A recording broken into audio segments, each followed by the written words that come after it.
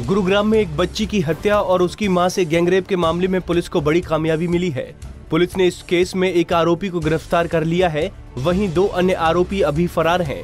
पीड़ित महिला के मुताबिक 3 लोगों ने लिफ्ट देने के बहाने उसके साथ गैंगरेप की घटना को अंजाम दिया था। पुलिस ने केस में एसआईटी का गठन किया था और अब मामले में एक आरोपी को गिरफ्तार कर लिया गया है। गुरुग्राम में हुई गैंगरेप की वारदात की रेसलर साक्षी मलिक ने निंदा की है। साक्षी मलिक ने कहा कि गुरुग्राम में हुई गैंगरेप की वारदात बेहद घिनौनी वारदात है और इस मामले में आरोपियों को कड़ी से कड़ी सजा मिलनी चाहिए। साक्षी ने कहा कि कानून को इस केस में जल्द से जल्द कार्रवाई कर ऐसे लोगों को सजा दिलानी चाहिए। रेवाड़ी में एक पुलिसकर्मी पर ही महिला की अस्मत से खिलवाड़ करने का आरोप लगा है। महिला रेवाड़ी के सुभाष बस्ती की रहने वाली है और महिला ने आरोप लगाया है फरीदाबाद में तैनात एक पुलिसकर्मी ने उसके साथ दुष्कर्म किया है। महिला के मुताबिक आरोपी रिश्तेदार ही है और इसके बावजूद उसने न सिर्फ महिला को हवस का शिकार बनाया बल्कि वर्दी का रौब दिखाकर मुंह बंद रखने की धमकी भी दी। हिसार में लगातार 1 महीने से छेड़छाड़ का शिकार हो रही महिला ने अब डीएसपी से मदद की गुहार लगाई है। महिला के मुताबिक गांव का ही एक युवक उसे पिछले 1 महीने से परेशान कर रहा है। महिला ने उसे बार बार समझाने की भी कोशिश की, लेकिन इसके बावजूद आरोपी अपनी हरकतों से बाज नहीं आया। ऐसे में अब महिला ने डीएसपी से इस मामले में कार्रवाई की मांग की है, जिसके बाद डीएसपी ने आरोपी के खिलाफ केस दर्ज करने के आदेश दे दिए हैं। पंचकुला में एक 5 साल के बच्चे को किडनैप करने की कोशिश हुई है।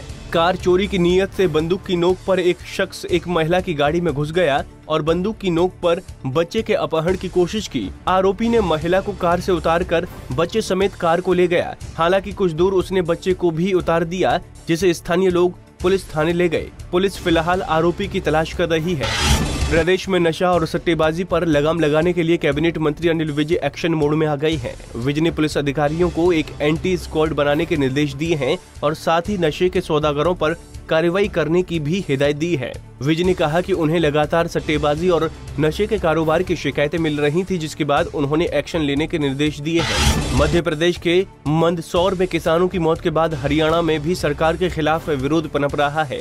हिसार समेत प्रदेश के कई जिलों में किसानों ने मध्य प्रदेश सरकार के खिलाफ विरोध प्रदर्शन किया। मंदसौर में प्रदर्शन कर रहे किसानों पर पुलिस ने गोलियां चला दी थीं, जिसमें कई किसानों की मौत हो गई थी। इस घटना के बाद से देश भर में मध्य प्रदेश सरकार का विरोध हो रहा है। फरीदाबाद में नगर निगम की लापरवाही से एक बड़ा हादसा हो गया। एक निर्माणाधीन इमारत के गिरने से मजदूर की मौत हो गई। ये इमारत बिना नक्शा पास करवाई जा रही थी। इसके बावजूद निगम प्रशासन ने इमारत के निर्माण को रोकने की जहमत नहीं उठाई।